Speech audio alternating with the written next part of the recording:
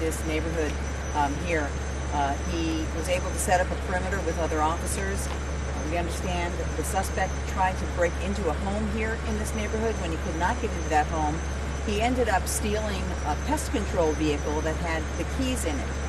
Officers were able to surround that vehicle and give commands to the suspect to stop.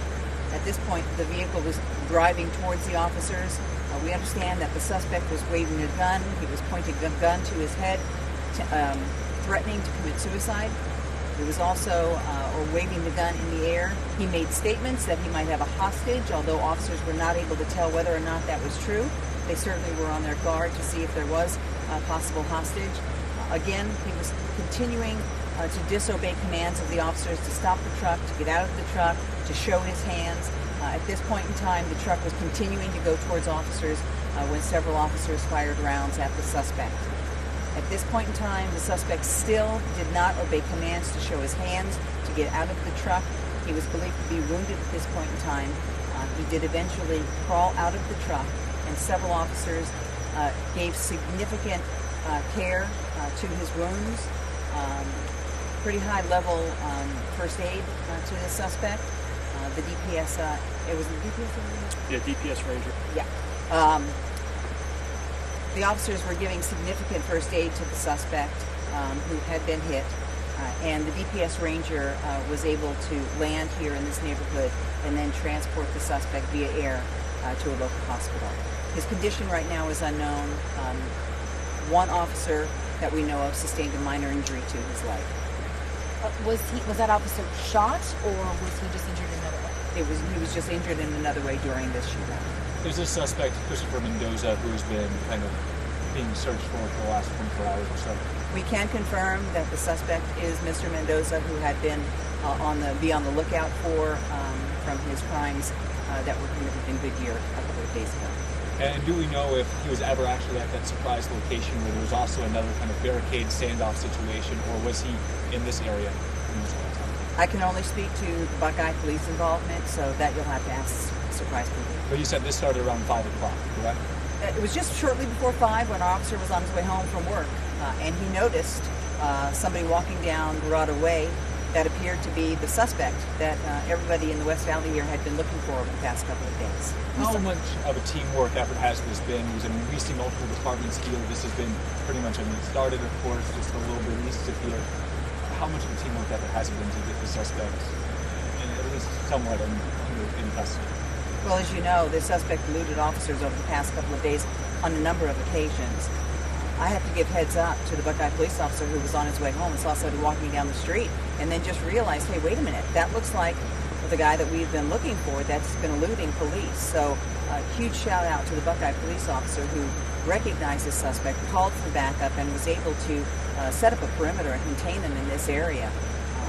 Unfortunately, we don't want it to end the way it did, but the suspect did try to break into one of these homes, and when he couldn't get into one of these homes, he took access to a vehicle that was readily available with the keys in it and tried to make a getaway. So this whole effort here was a tremendous effort by the Buckeye Police Department, as well as Goodyear Police Department coming on scene and helping us out as well. Does it speak to how dangerous Mr. Mendoza was, not only knowing the Goodyear incident that we saw from several days ago, but seeing what lengths he went through today to try to avoid your officer and other officers that went on scene? One of the things that, when we see an officer, one of the things that happens is when our officer is on the way home and he sees this suspect, we already know that there's been an incident with this suspect involving a weapon. So they have to act accordingly and surmise that he does have a weapon, which in fact he did in this case. So, it's a very dangerous situation when you're dealing with somebody who you know to have been armed with a weapon and to have displayed it in the past. Now, you said he was claiming that he had a hostage. Did he actually have a hostage in the situation? Mr. Mendoza did not have a hostage, although he was making those claims. And again, he also made some claims that he was going to shoot himself, which of course he did not. So I have a question to try to have. How did he get over to this area?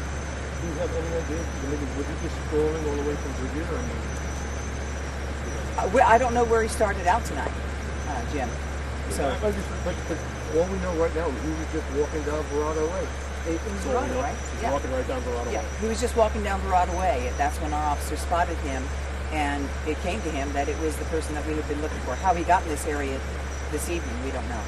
And there were obviously, like, he mentioned several different efforts today to try to find him in different areas when them being surprised. So obviously a lot of agencies looking for this man and doing several different, big scenes, shutting down a lot of roads. Is it interesting to you that this is how how someone ended up catching him? This is pretty much what you expect when you have an entire West Valley and the police departments on alert for the same suspect. It is very much a team effort out in this part of the valley, as it is throughout the valley with police agencies. When something happens in one agency where a suspect is involved and potentially is dangerous, all of the other agencies in the area are alerted. A picture is sent out, information is sent out to be on the lookout for. That's what they call a bolo. So it's not surprising to me that it ended up with everybody culminating in a team effort like this to apprehend the suspect. Is there any indication that he knew someone in this area, family, friend, anything like that? We don't know that this time. Anybody else injured in this? I know you mentioned they were trying to break into a home. That car, was anybody else involved here? Just a minor injury to one officer and the injuries that were sustained by the suspect. And of course, Mr. Mendoza's hit. I'm sorry, Jim, I couldn't hear you. I'm just saying, Mr. Mendoza, of course, is facing a litany of charges. He's rattled off a few. Yeah, at this point in time, that's something that we're just going to have to wait to see all of the situation that went down. Did he ever fire at officers? I'm not sure if you mentioned that. I don't believe he fired any shots tonight. But of course, this is still very, very early in the investigation. We're only a couple of hours in. The scene's all cordoned off, so we're waiting for all the forensics and everything. So that will certainly be something that we look at. We did find a weapon at the scene that Mr. Mendoza had, so that of course will be looked at. Do you have an estimate as to how many officers ended up on scene responding and maybe fired at Mendoza when he was refusing those commands, or is that something? There were a litany of officers that were setting up the perimeter and supporting all the other officers that were initially involved in the stop. We do know that 3 officers were actually involved in the shooting. No, I did not mention it, and that's still under investigation. Good. All right. First name, last name again? Donna, D-O-N-N-A, Rossi, R-O-S-S-I, Buckeye Police Department Public Information Officer. And for those of you wondering who this handsome gentleman is next to me, it's Buckeye Police Chief Larry Hall. Chief, do you have anything to add to what Ms. Rossi said? Would you be able to speak on a couple things? If we move the mics over, would that be all right real quick? Yeah, It's fine with me. He's the boss. Or at least I would. I don't know if anyone else wants to do it about this. But does he sign the check? Does he sign the check? I got both flyers. Sorry, I appreciate it. That's mine. Just right up here. I just I wanted think yours is the big one. to do that one. And I assume. Okay, yours please. is- you can just put this right here. That's yours. Can you move on just a second, I please? apologize. You can. I apologize. Is this a good number that I can reach out, the 616 number? I'll call you back Hey, in so I probably just 5 want to make minutes. sure you guys rolling in the back. You got it.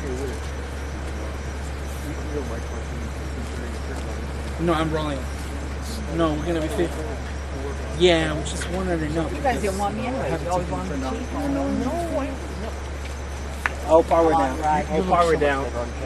I mean, he does. That's Thank you, definitely Chief. takes long, but- All right. Hold on, let me get to my station, please. Sorry. All right, everyone, let me know when you're ready again. You don't mind if you scoot over here? I don't know. Thank you so much. You're so kind. Tiny, trying to be in the middle. Nailed it. Okay, you know the routine, sir. You are. Larry Hall, H-A-L-L, Police Chief of the City of Buckeye. So, Chief, if you don't mind kind of telling us, how are you proud to see that it was your agency that was able to finally capture this man? Yeah, absolutely, but it's really a joint effort. You know, the information sharing that goes on between agencies is exceptional, and to me it's a team effort, and it's a win for law enforcement taking a dangerous individual like this off the streets. Talk about your officer seeing that, especially on his way home from work. I know, sometimes people can check out on their drive home, but he seemed to be vigilant and recognize this guy. Yeah, there's been a pretty protracted effort to find this individual because of how dangerous he was to the community. But absolutely, great job, great heads up by our officer that did spot him, and very proud of him. Can't just confirm he was driving home from his shift? Yeah, that's correct. He was driving home. He has a driving home right up on Verado Way, heading up to the I-10. He spotted him. Was he driving a marked vehicle? Or No, he was in an unmarked car. How did he contact your cell phone? No, he had a radio on his patrol car. It was an unmarked PD vehicle. Okay, all right. And then he put it out on the radio. Officers began to converge in on the area, attempt to locate him. And at that point, that's when the suspect ran. So he wasn't a. Yes. Yeah, just an unmarked unit. Any thoughts to hear how this all went down once he spotted in the perimeter, and then to hear the lengths that Mendoza went to try to get away in that situation? Yeah, absolutely. I mean, he was desperate criminal. He was a desperate fugitive at this point. He probably understood the pressure that law enforcement was putting, on him to try to, attempt to apprehend him. And he was definitely desperate. And sometimes people become more dangerous to our community as they continue to run. And how does that change that for officers? I mean, this is a guy who evaded police multiple times, knowing how desperate he is for the officers that were on the scene. Well, we always prepare for worst case scenario. How dangerous people can be, and I think that's what our officers did in this specific case. Anything to add on? Obviously, I know you have one officer hurt tonight, but what are your overall feelings on the situation tonight? I'm very proud of the officers because they were involved in a very violent situation, and they continued to be professional by rendering aid, to the suspect. They did, when Ms. Rossi said that they provided medical aid to a higher level, they really did. These officers utilized, quick clot and tourniquets and chest seals in order to keep him alive. During this time, he was, berating them. And DPS really came through. DPS Ranger landed the helicopter about 100 yards away from where the incident occurred, and we were able to get him on a helicopter and get him to the hospital. So, and we heard reports of it, but I don't know if she's mentioned or not, so forgive me, but what was his reaction as he was actually being saved by officers after being shot? I don't know that. I don't know that. I do know that he was threw out some profanities at the officers, but at the same time, we're above that. We're going to continue to render aid and make sure do what we can to save him. So in other words, you're talking battlefield medicine. That's correct. Yeah, combat casualty care is what the officers provided him.